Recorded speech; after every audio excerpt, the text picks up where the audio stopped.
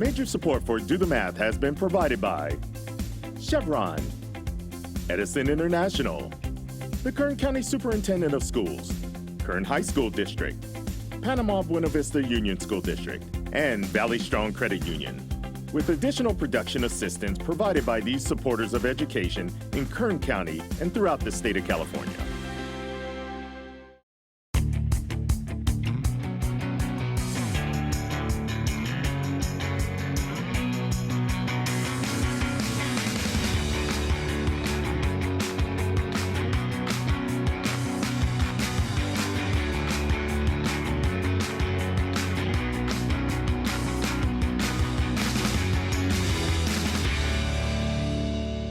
Well, good afternoon and welcome to Do the Math. I'm Michael. I'm Cece. And I'm Analynn. For math homework, call in Bakersfield 636-4357. Everywhere else, call 1-866-636-6284. Email dothemath@kern.org.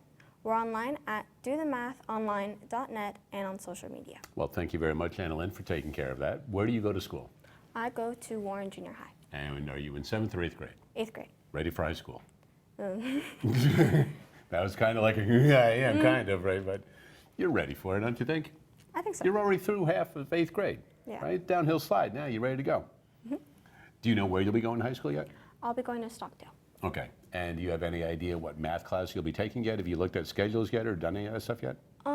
Well, I hope to get into the GATE classes so that way I can do like what's it called, the AP classes after that. Okay, good. And that's a tremendous goal to have, is take some of those AP classes, because if you plan on going to school after that, that will be a great benefit for you then. So as far as 8th grade math goes, what kinds of things are you working on right now? Like functions and stuff like that. All right, and everything's going smoothly so far? I would say so, yeah. Okay, good. Well, maybe we'll have you and Cece just refresh a little bit on that as we get going into the show. Sound good?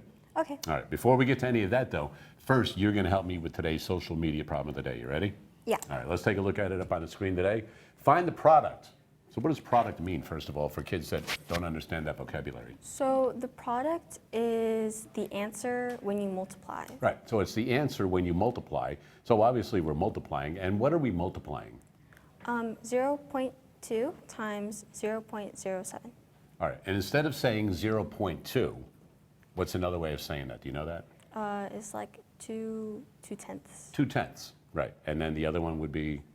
7 hundredths. Hundredths, good. All right, so good. I know you probably haven't had to use that in a while, right? But it's nice that you were able to bring that back real quick. So we have 2/10 times 7 hundredths.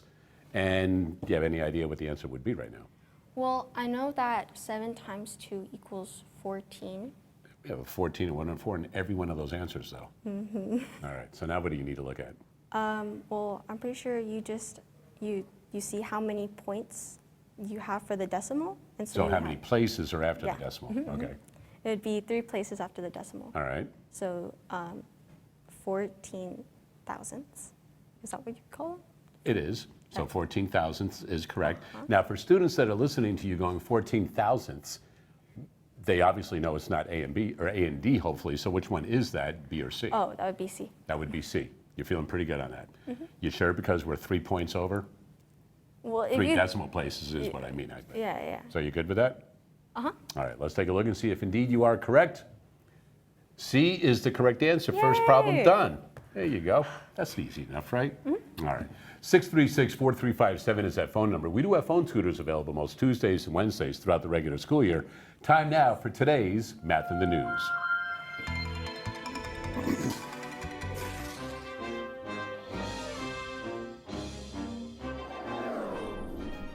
All right, well, today's Math in the News has to do with a special guest. We have Troy in studio with us today. And how you doing, Troy? I'm doing great. How are you? I'm good. I'm well myself. I'm just getting suited up here a little bit. So what grade are you in right now? I'm in 11th grade. You're in 11th grade.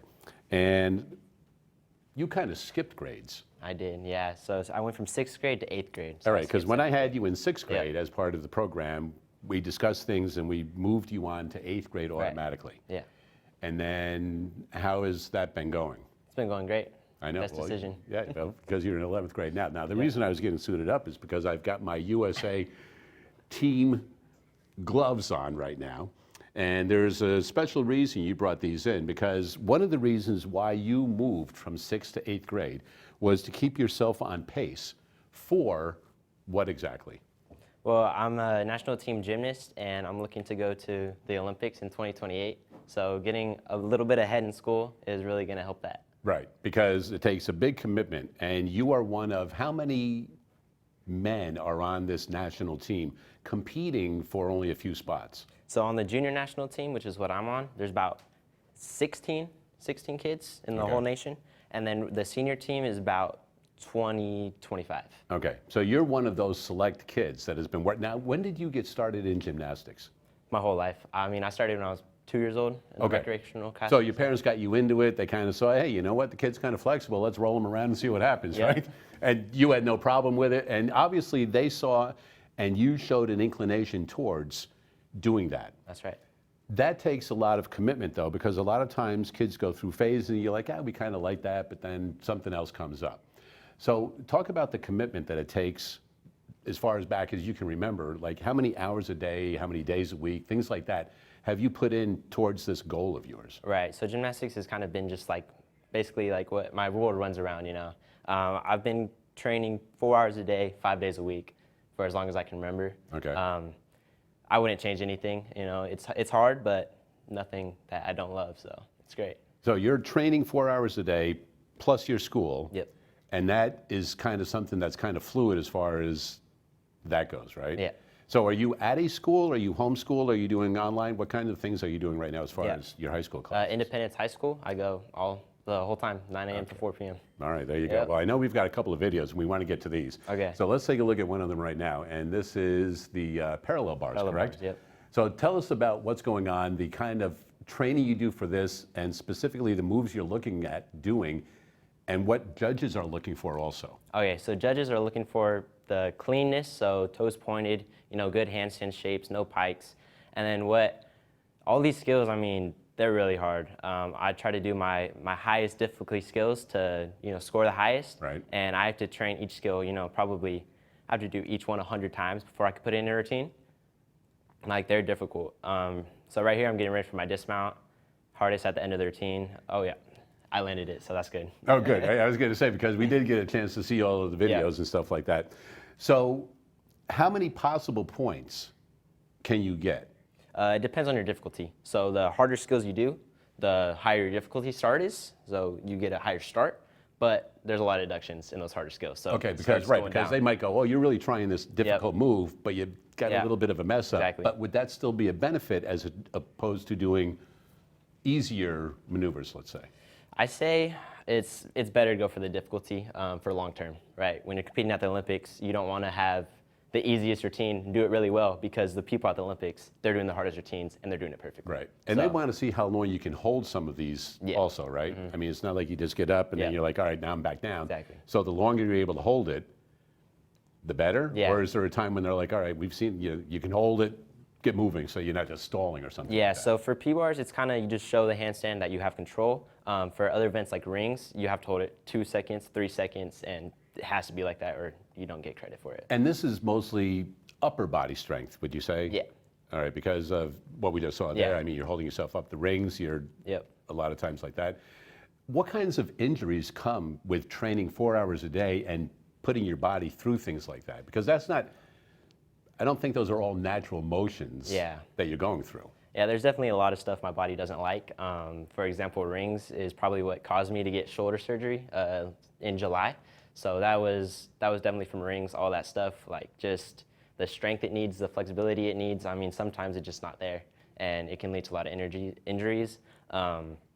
Wrists get injured a lot, Okay. just from that just constant use of them from the upper body. And Now, do you guys wear braces or anything while you're training, or no? Because are you able to use them in competition? I don't know. you are. I don't, because it kind of limits your strength from it. It kind of becomes like a crutch. Okay. And you don't really want that. Like when you start progressing, it's kind of just, yeah. Do you have a favorite exercise you do, a favorite event? Exercise.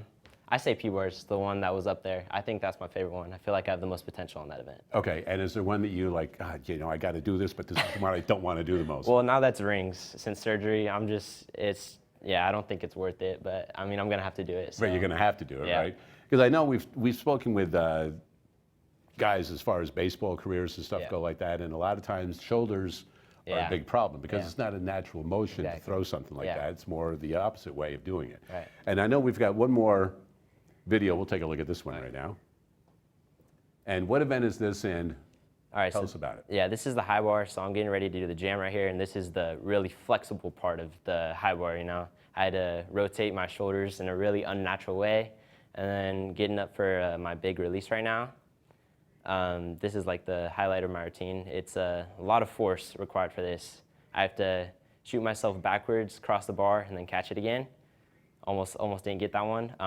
That one's a lot of force on the body. It's tiring. It's hard. Have you missed that? Oh, 100 times. Okay, I was mean, going to just say. boom, peel off. So there's got smack to the be a bar. lot of padding underneath and Yeah. things like that, because when you guys are flying around like that, and it's not like you're a couple of feet off the ground, you're up, Yeah. and with the amount of force you were just talking about, you could do a lot of harm to yourself Yeah. landing. Yeah. So I think that probably when you were younger, you learned how to land correctly. I think that's probably Yeah. a big part of this also, right? Yeah, I think I just have a good air awareness, which is what we call it. Just kind of know where I am and try to, protect myself. So I'm pretty good at the landing stuff, being safe, and all that kind of stuff. Now, as far as gymnastics go, because I know that we see a lot of gymnasts on TV in the Olympics and things like that, is there more difficulty the taller you are? Because it seems like most gymnasts are Short. average or shorter than Yeah. average, you know what I mean? I don't see many tall, I would say. I feel like gymnastics you play to your strengths. So it's honestly, I feel like the shorter you are, the better you are at gymnastics. I mean, it's just, there's so much force on your body, and when you're taller, it makes everything a little bit slower, harder. So I feel like my height right now is like almost perfect. It's like what all the Olympians are, Ideal. 5'5", So I think I got good height for that. All right. So you are 16 right now. I am. You're a junior in high school. School is going well. Great. Once you graduate from high school, is there a plan to continue education after that, or is it solely Olympics training and that's it? Yeah, so I'm looking to go into a D1 college. Right now, my top two are Stanford and Michigan. They have gymnastics programs, the top two in the nation, and I'll be competing for them, NCAA. And then NCAA, you still compete to go to the Olympics. Okay. Like, it doesn't stop Interfere the with that Olympics. at Yeah, all. exactly. So I can still do both. So Stanford and Michigan, so I'm sure that your parents living in Bakersfield, right, because you've been here for a long time, would rather you go to Stanford. Is there one that you're favoring right now over the other, and for any reason? I think I'm favoring Stanford. I think the education, it's an amazing school, and Right. I would love to go there. And you do have to have a certain Oh, yeah. Yeah. brain capacity, let's say, and higher 100%. scores and things like Yeah. that to be able to get into Stanford as opposed to Michigan. right, yeah. And I can tell that just because when you were a student of mine and we were like, yeah, you know what, the kid's going to have no problem going right into 8th grade. You put him in high school as far as I'm concerned, going out of 6th grade. But it sounds like everything is well on its way. Have there been any things that you have thought about? You're like, you know what, I've been doing this for a long time and maybe I want to try something else. I feel like recently with shoulder surgery, I had to think about that, but when I was gone, I just missed it. I just missed it so much, and that's what I wanted to come back to, and I know that's what I'm going to do for It's your life. as long as I can. Yeah. Yep. Hey, if that's what you love, you keep on doing it as Exactly. long as you can. Exactly. I know there's a lot of guys, like I said, we talked to a lot of baseball guys and they play in different leagues just so they can keep on playing. Yeah. Even though it may not be professional, they're doing something else, but they keep on doing that. Yep. You're going to keep us apprised of everything that's going on, right? Because I know right now, I know where to find you, right? Colorado Springs is where you train all the time, Yeah, right? yeah. All right, that's where all the Olympians are. Troy, thank you for coming in. Thank you so much. Certainly was a Appreciate it. pleasure catching up with you again. 636-4357 is that phone number. We'll be back with more right after this.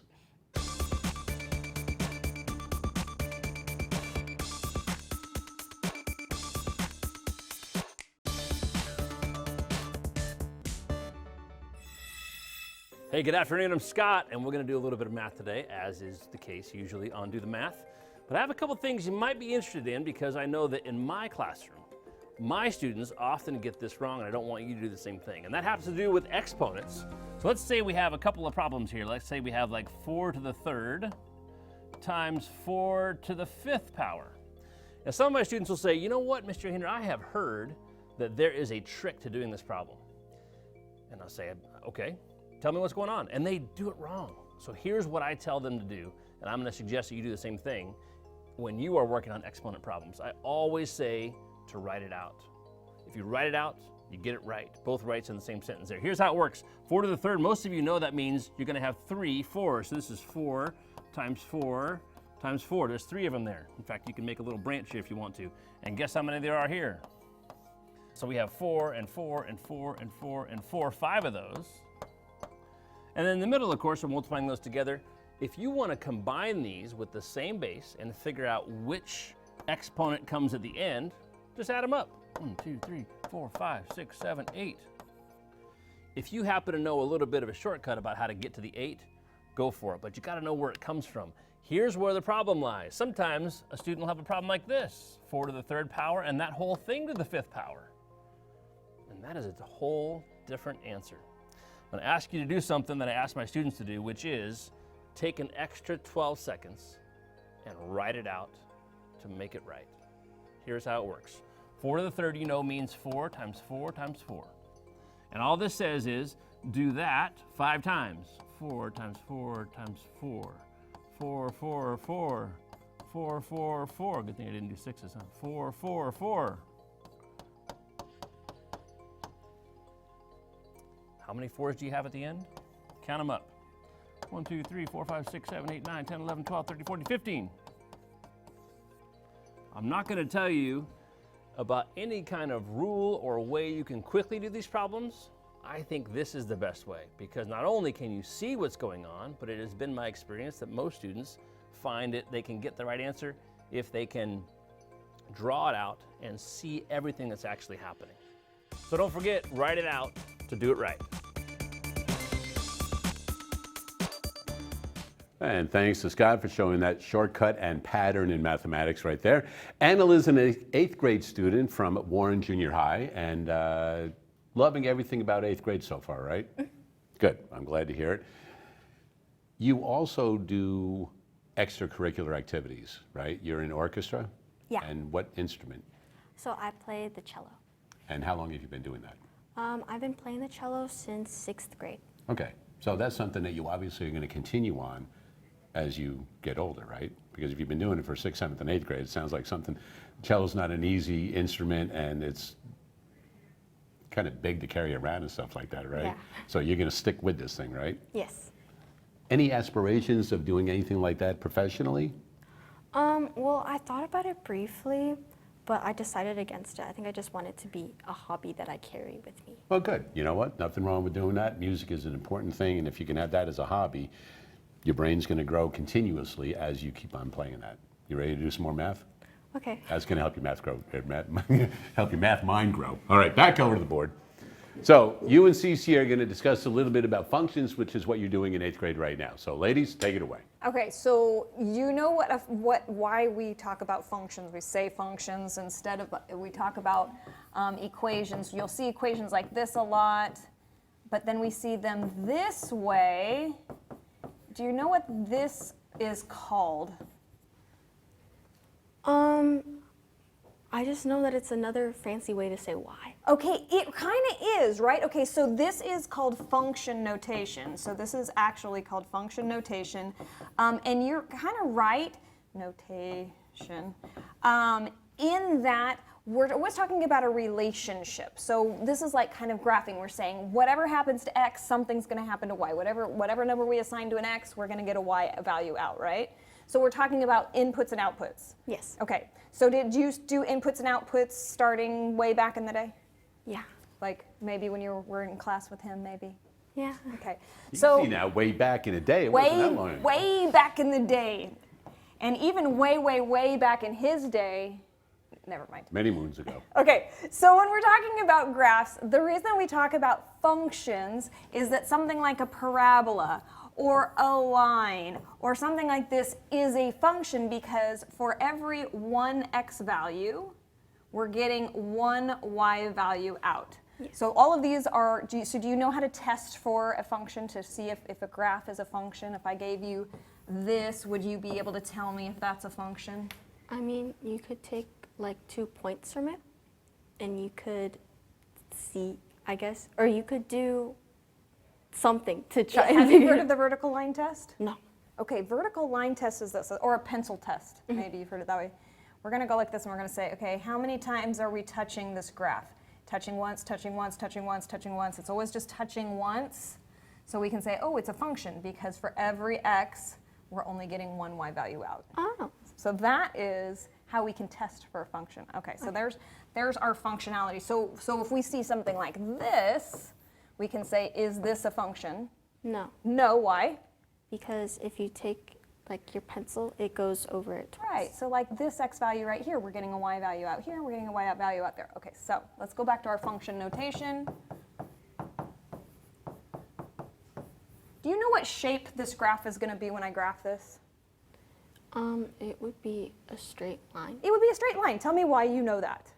Because if you graph it out, this is your y-intercept. Okay, I love it. So it would be 1, 2, 3, 4, 5, starting at 5. Good. And then if it's going up to x, it would just be like for every one that you go, you would go up 2.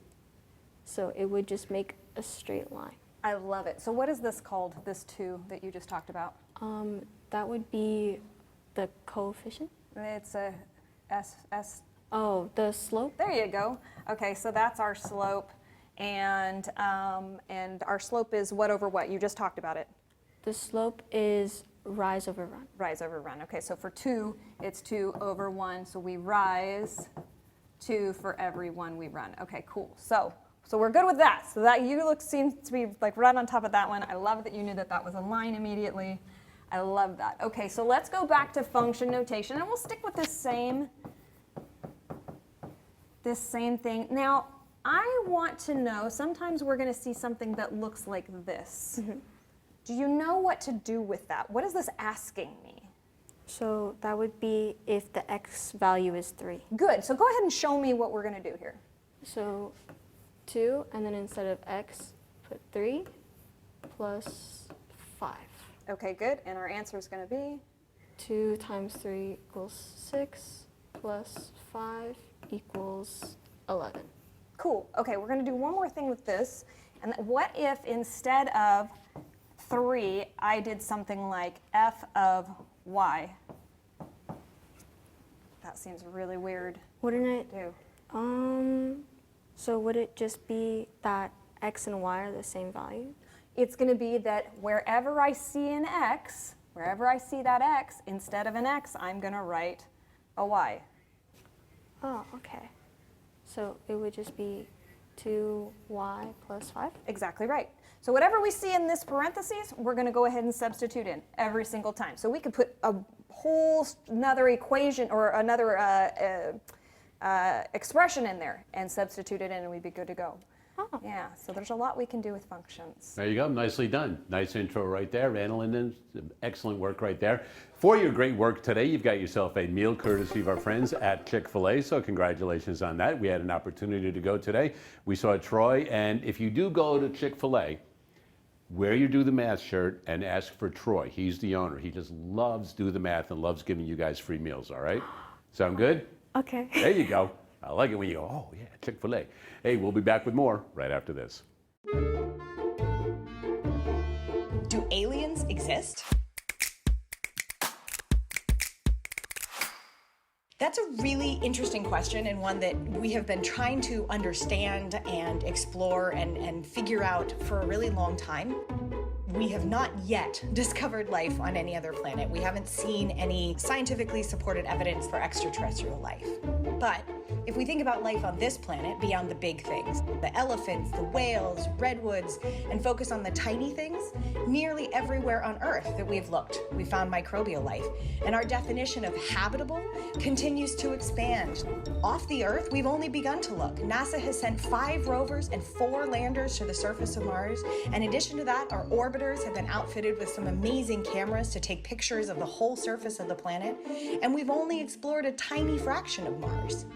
And that's only one of the promising bodies to look for life in our solar system. There are icy moons in the outer solar system like Enceladus and Europa that look like they may have subsurface oceans that could be habitable. And then that's just what's in our solar system. The more exoplanets we find around other stars, the more we learn about how many different environments could exist for life. So we can't yet say for sure whether or not aliens exist. But to quote Carl Sagan, the universe is a pretty big place. If it's just us, it seems like an awful waste of space. So we will keep looking.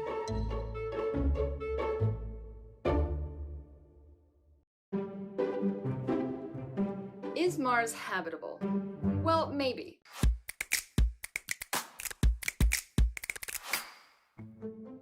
The question is it habitable and for whom? Mars is hundreds of degrees colder than Earth. It has 100 times less atmosphere, and that atmosphere has hardly any oxygen. But there may be other forms of life that could have evolved that aren't very much like us, but are very much like the early forms of life that evolved on Earth.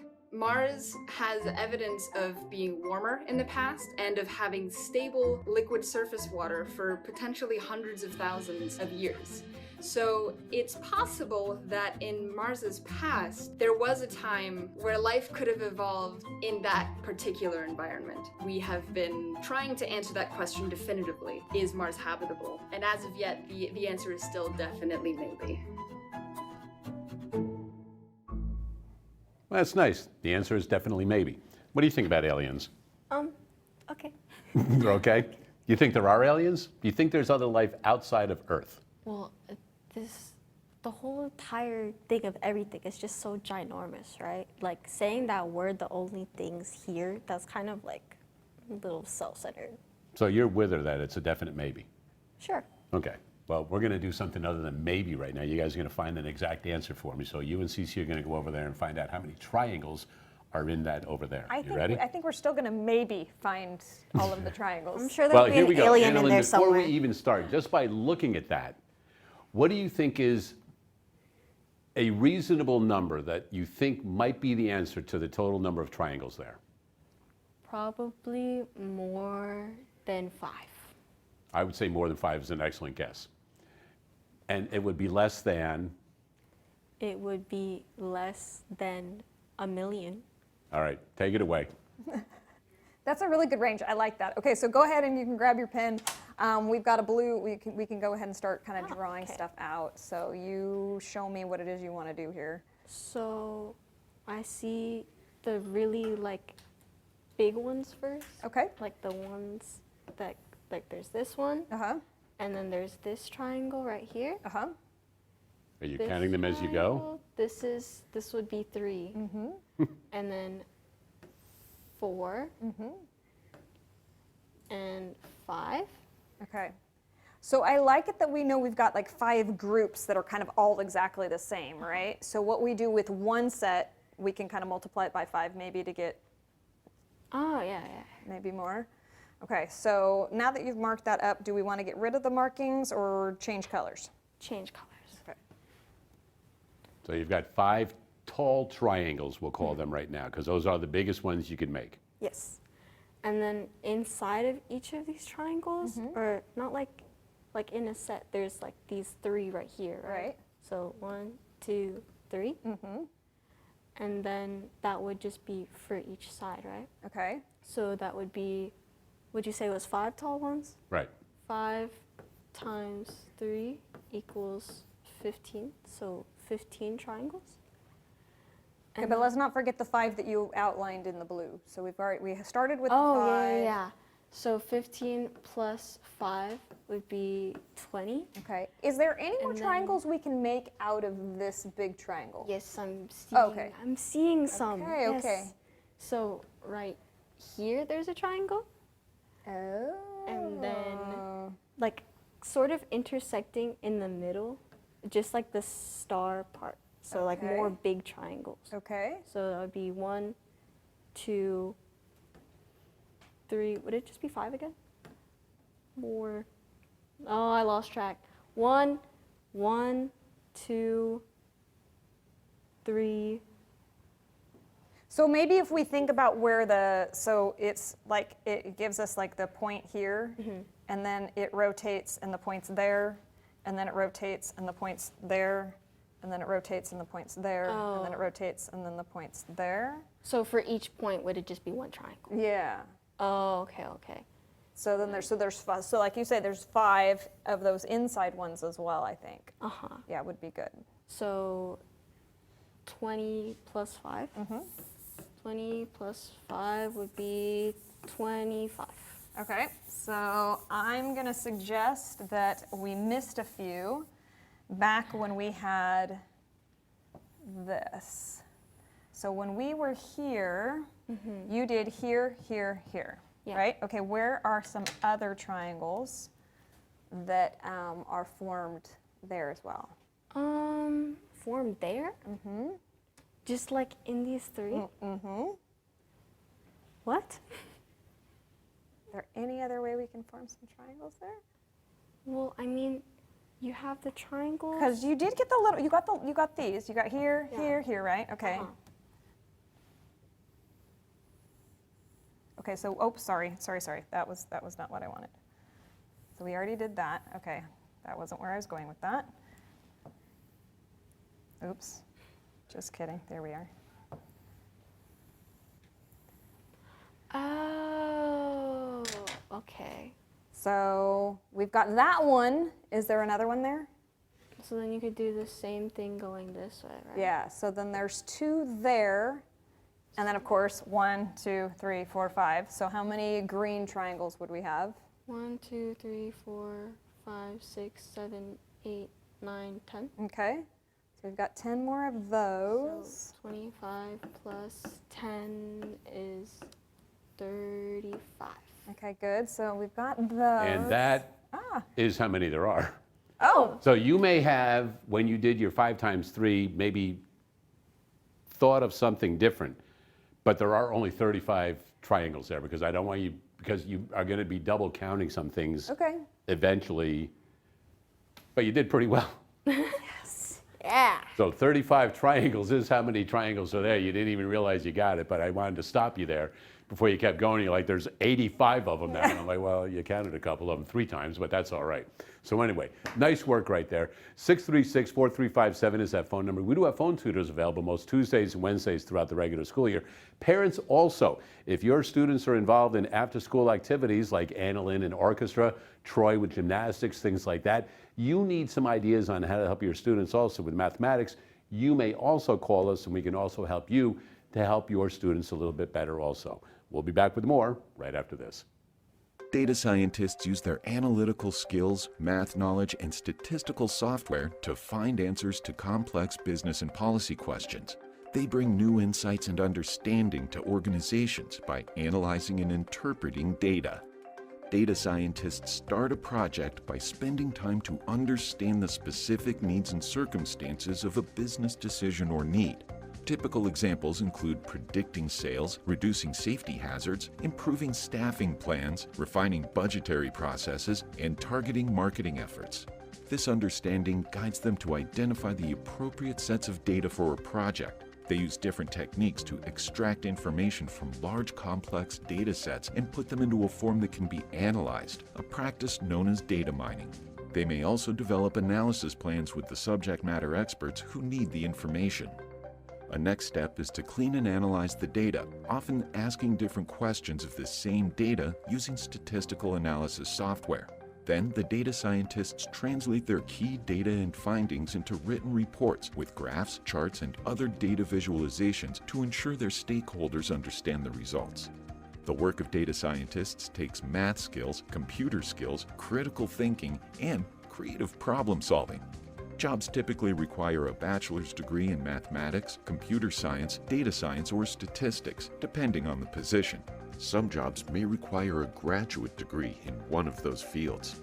Experience in database design, statistical analysis, data mining, predictive modeling, machine learning, and data visualization are all valuable in this field.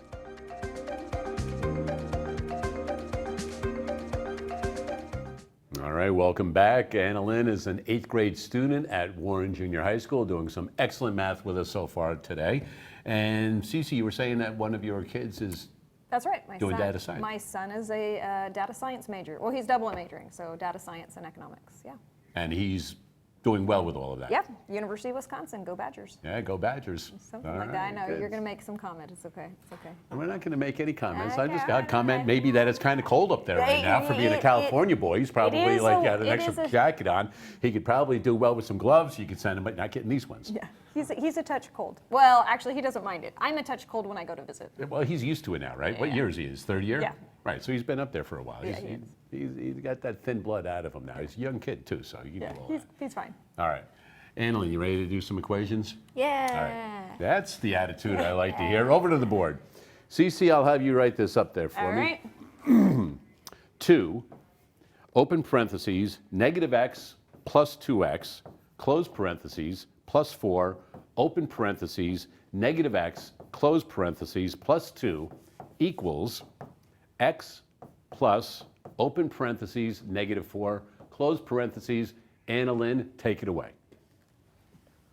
Okay, so the first thing I like to do is I like to distribute to get rid of the parentheses. Okay. So that would mean, So I'm going to pause you for just 1 second because there's actually 2 things. One thing we can do to make it a little bit easier, and then one of your little rainbows is maybe not necessary. Because yep. Tell me why that one's doesn't belong there. so this one, you can just go plus 4, right? So when you do this, what does that mean when you like all the times you did this? What did that mean you were going to do? It mean I'm distributing this. Oh, so I would distribute this, I would distribute it. It would be a 1. So Okay. you can just get rid of the parentheses. Okay, because- good. Because that's addition. This is multiplication. So you're thinking multiplication. We want to make sure that we're not multiplying when we've got an addition sign. Okay, good. So yes, that's for sure. Now there's one thing that we can simplify maybe first before we start distributing maybe. And well, you can do it either way. It's not going to matter. If you don't see it, you don't see it, it's fine. Is there something we can do in a set of parentheses? Oh, yeah. Okay, so negative x plus 2x would just be x. Love it. So then times by 2, that would be 2x. Okay. And then the plus negative 4x, since this is a negative, equals x minus 4. Okay, good. And then Oh, we lost I our was going plus to say, 2. what about the 2? Yeah, we Plus lost our 2. plus 2, sorry. plus 2. Okay, cool. And then we can group together the like terms. So I like it. 2x plus negative 4x, that would just be 2 minus 4, which is negative 2x plus 2 equals x minus 4. Nice, okay. Then what I would do is I would get the x only on one side. Okay, good. So I would do minus x over here to cancel it out, and then we would have to do it over here as well. Okay. So that would become negative 3x plus 2 equals negative 4. Okay, can I ask you something just really quickly? Okay, could I have, since I had a negative 2x, could I have taken my x's from this side and brought them over here? You could have, but I like to have my x on this. And I totally agree with you. I'm kind of with you on that one.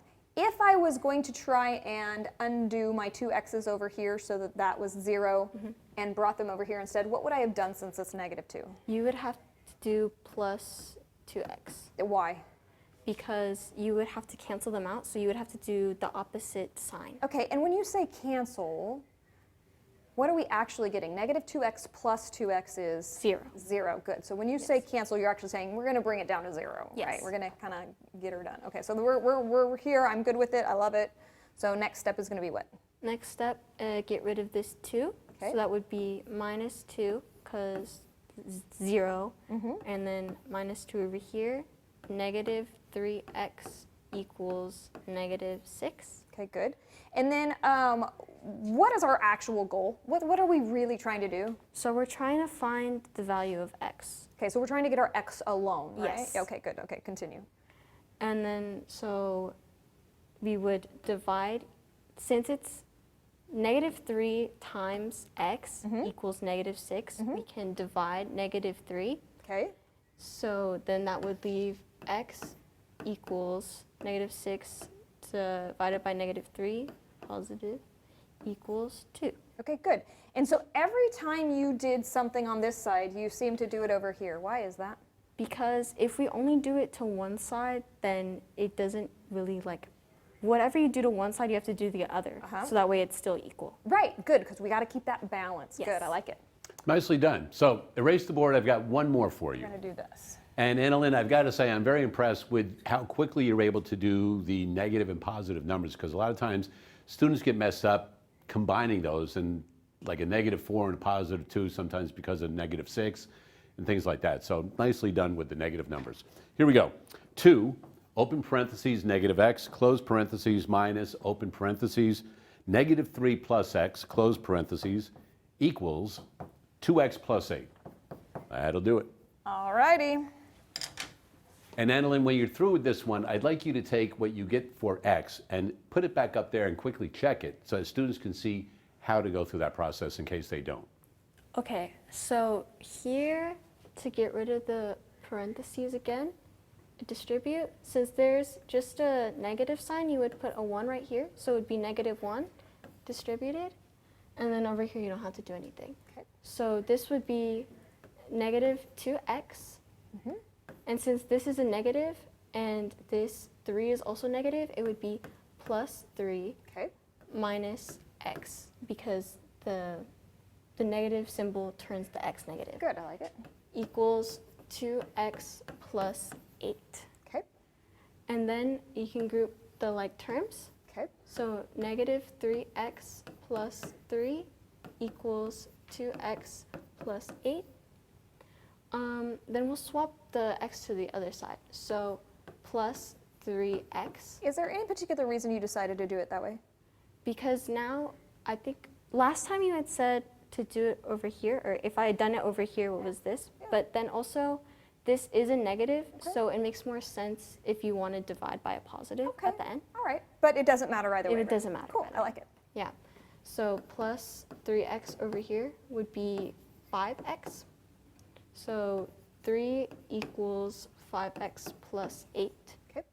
Minus 8 over here, so that way it's just the variable. -8. Wait, huh? Okay. No, you're right. So yeah, you're Negative- subtracting 8. -5 Okay. equals 5x. Okay. Then divide by 5 to get x alone Okay. would equal -1. So x equals -1. Oh, make sure you got your negative. -1. Cool. Okay. So if we erase this, and we go back and we say, all right, I think we did it right, but we want to check it. Show us how we're going to check this answer. So in all the places where there's x, you would put -1. Okay. So 2 my plus 1. Okay. Because it would be -1 times -1. Okay, so my question is, you have 2 plus 1, that gives me 3. Is that what this says right here? Yes. Oh, wait, no. It would be times. Good. Times, because it's in the parentheses. Okay, here, go back and go ahead and show me what that's, because it's going to parentheses and then +1. Yeah, okay, I like that. Okay, good. And then you still have the -1 here. But we can go ahead and do what's in the parentheses. Let's go ahead and write it out so we can show all of it first. So go ahead and do the -1 and then open your parentheses. -1. Okay. -3 plus -1. Okay, but we still have that parentheses, right? Yes, parentheses. Is equal to? Is equal to 2 times -1 plus 8. Okay, cool. So let's keep going. So over here, it would be -4 because it's -3 minus 1. times that -1 would be 4. Okay. So 4 plus 2, because 2 times 1 equals 2, Okay. equals, and then over here it would be -2, because 2 times -1 is just -2. Okay, so we'll go ahead, you can put it down here. So -2. -2 plus 8. Good. -2 plus 8 equals, oh, it would just be 8 minus 2, so that would be 6. Good. Equals 6. Okay, so as long as we're equal, Yes. we're balanced. All right, Alex, 6 is equal to 6. There you go, wonderfully done. And I'm glad you were able to go through that process of checking your answer, because a lot of students skip that. That way you know if the answer is right. You don't have to hope it's right. Nicely done. Hey, we're going to take a look at another CSU school right now.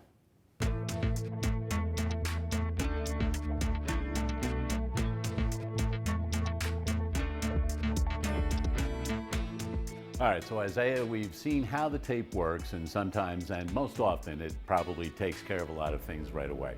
But let's say the tape isn't working and you need to go a little bit further with some treatment. And I know that we were talking about Rebecca's shoulder before and the muscles, and we've got a model here. Yes. So this would be the back of the shoulder is what we're looking at.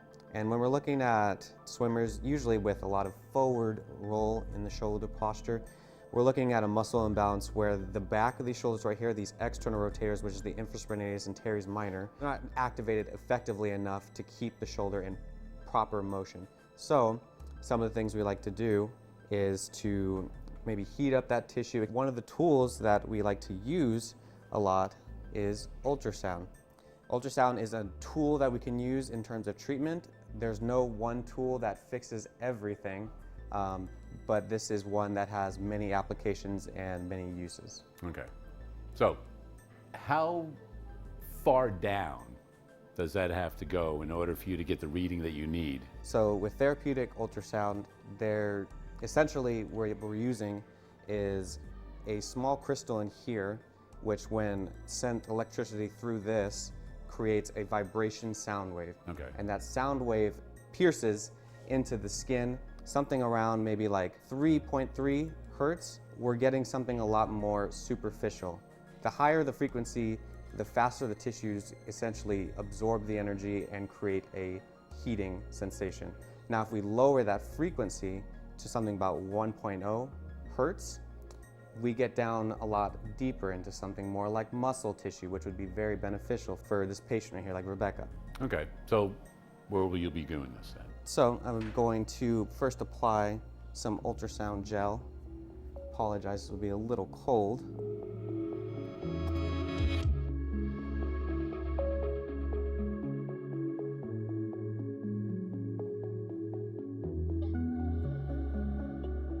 And then I will set the machine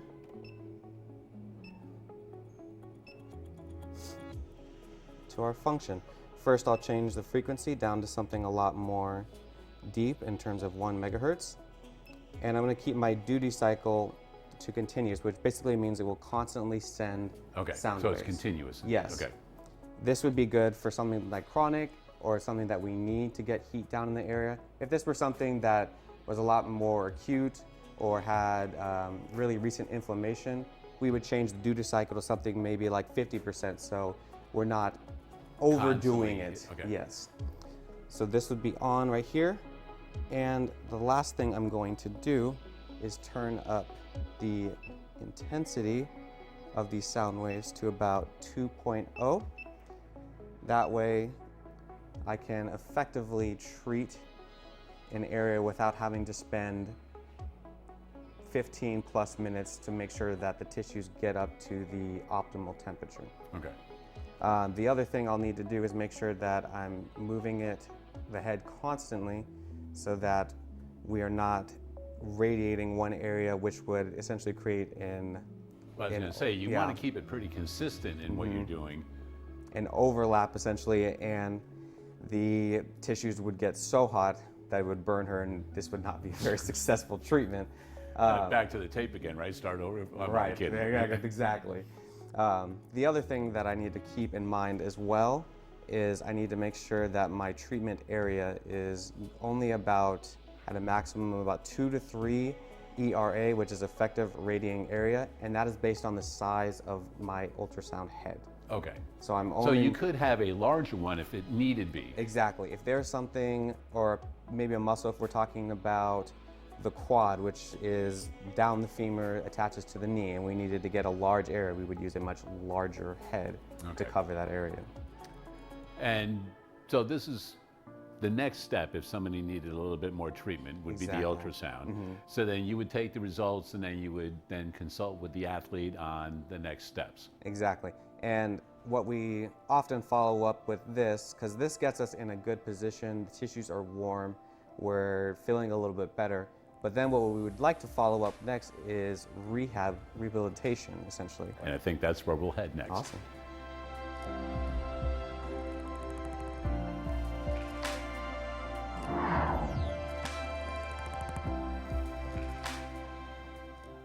Nicely done with Isaiah right there. A little shoulder work. Maybe Troy can do a little bit of that as he rehabilitates for gymnastics. Analynn, how you feeling? I'm feeling good. I'm glad that you're feeling good. You ready for a game? Yes. Have you ever played NIM? No. Excellent. That's exactly what I wanted. Head on over to the board. I'm going to show you guys how to play NIM. So there are 3 rows of circles. Each of those blue markers will be removed from a circle once you touch it and move it. Okay? Here's what you want to do. You want to, when it's your turn, you may take 1 or 2 markers off of the board. You want to be the person to take the last 1 or 2 off the board to be the winner. That's all there is right now. Okay. When it's your turn, you can take 1 or 2 markers off anywhere on the board you want. Okay. You want to be the person to take the last 1 or 2 off the board. So Analynn, since you are our guest, would you like to go first or second? Second. All right. Okay, I'm just going to go ahead and take off 2 and figure that we'll figure out what it is we're actually trying to We'll be friends. do. We'll hang out over Okay, I like it. So you're just going to take off 1. Yeah. 3, 5, 7. All right. So Cece, as we ask Analynn to do, what are you doing right now as you're waiting to take So your turn? there's 15 circles, so I was kind of trying to decide how I felt about, leaving an even or odd number on there. I don't know that I've figured out why that's going to matter, but I feel like maybe. And it's as gonna you be a get thing. closer to the end, it Yeah. might be a little clearer. It's going to be a thing, but I'm just going to go ahead and let's get to the juicy part. Let's get to that down to the end. 1, 2. Okay, so 2, 2. Okay, I'm still going to just go ahead and go for it.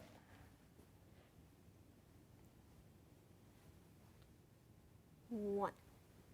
Okay, so I'm thinking if I take off 2, she can take off 2, and then I'm left with 1. If I take off 1, she could take off 1. Oh, I kind of Make a like. decision there, sister, 1 or 2. I kind of like this. I'm gonna go. All I'm right. gonna go with that for right now. So Analynn, you can win right now.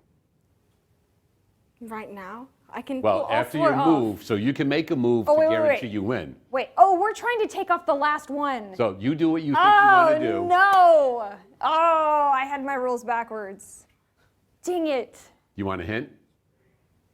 Yeah, sure. I'm not going to give you one. So you want to be the last? You want to be the last person to take something off the board. So if there's left with 2, can she take off 2 and win? Yes. Oh. Yeah. See, no, you're good. That's all right here. Yeah. There you go. Yeah. I thought my way out of this one just a little bit too far. So anyway, all right, you got it. All right, so you did win that round, right? Yeah. Now it's easy to see when there are 4, right? And you kind of started thinking about that. So put the markers back in the board. Okay. If I had remembered that my goal was to be the last one to take it off versus. Somebody did not listen to instructions. I didn't. I missed. I was And you trying guys too are hard going to to have think. about 90 seconds to do this round. Okay. So you're not going to have as much time. You'll have 90 seconds. Is Okay. a lot of time. Okay. So you went second this last time, right? Would you like to go first, or do you want to stay second?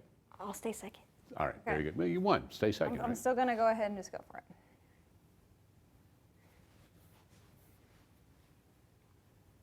seems the same as before. Okay, so I'm going to start thinking a little bit. Right, so at this point, this is where I want you both to be thinking, how do you stick the other person Yep, with the number that you want them to have? because I really want you to have 3. Is what I really want you to have. I want you to have 3 left. So if I take, yep, I'm going to take 2.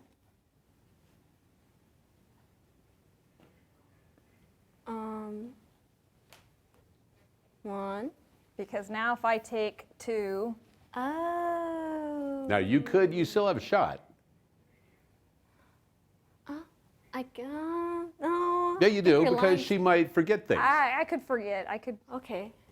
but yay me! I don't See, think because she forgot. sometimes somebody might go, oh, I'll just take 1, Yeah. right? They forget about that. Yeah. So this is an easy game. You can set up anytime. You can play it anywhere with any objects you want, things like that. To make it a little more difficult, what you can do is you can make it where if you take 2 off, they must be from the same row. Oh yeah, that would. And you can add other levels of difficulty to this. So come on over here, girls.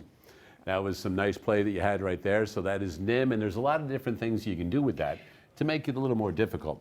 Did you know that you are now an ambassador for Do the Math? I am. You are. Oh yeah. Oh yeah, there you go. That's feel what I good like to about hear. So do you know what you have to do as an ambassador for Do the Math? No. Well, I'm glad you're enthusiastic about it, though. You have to tell other people about Do the Math. Because we gave you a shirt, and obviously when you wear that shirt to school 3 days a week, people are going to go, hey, Analynn, what's up? You wear this shirt kind of like every day of the day, you know? What's up with that? And you're like, well, this is Do the Math, and this is what it is, this is what they do, and everything's cool, and you should check it out. Do you think you can do that for us? I can do that. All right, easily done. So, coming up, and actually it begins tonight, the winter exhibition at the Bakersfield Museum of Art, and we always, for the last couple of years, have had people from the Bakersfield Museum of Art as guests of the show talking about the art and mathematics and how they tie together. So that opens tonight, February 5th, and it will be going all during the winter. If you would like to find out some more information as far as hours and admission and things like that, you can go to their website, or you can visit Bakersfield. So you can visit, here's the website. So it sounds weird, like visit Bakersfield. The website is visitbakersfield.com. So you can visit Bakersfield at visitbakersfield.com. I'm sure everybody got that right there. So anyway, great exhibitions they have opening tonight at the Museum of Art. So something to go check out. Analynn, you like art? Yeah. Who doesn't like art, right? It's always a lot of fun. Do you have a particular medium that you like to work with? Do you like to use paints, pastels? Is there anything that you like to work with more than anything I else? think I like using my fancy markers that I have. I have some really nice like alcohol-based markers. Okay. And those are really like nice for making solid colors, like blocks of color. There you go. And I know that you were quite artistic when you were in class with me in 6th grade. Just different designs and things like that you did. So I do remember that about you being in 6th grade. And how are you at these? There's blocks of color. Yeah, blocks. I like blocks of color. You like blocks of color. Yeah. You like Rubik's Cubes? You can solve these? If I mess this up, you can solve this in the time we have? How much time is it? Like 20 seconds. Not 20 seconds. Okay. But it's an exclusive Do the Math Rubik's Cube. All right. All right. So we'll have Cece maybe mix that up for you. But Analynn, did you learn a little something today? I did. Good. That's part of it. Did you have fun today? Yes. That's the most important thing right there. Thank you to Troy also for coming in. We'll see him in the Olympics, hopefully. And until we meet again, continue to do the math.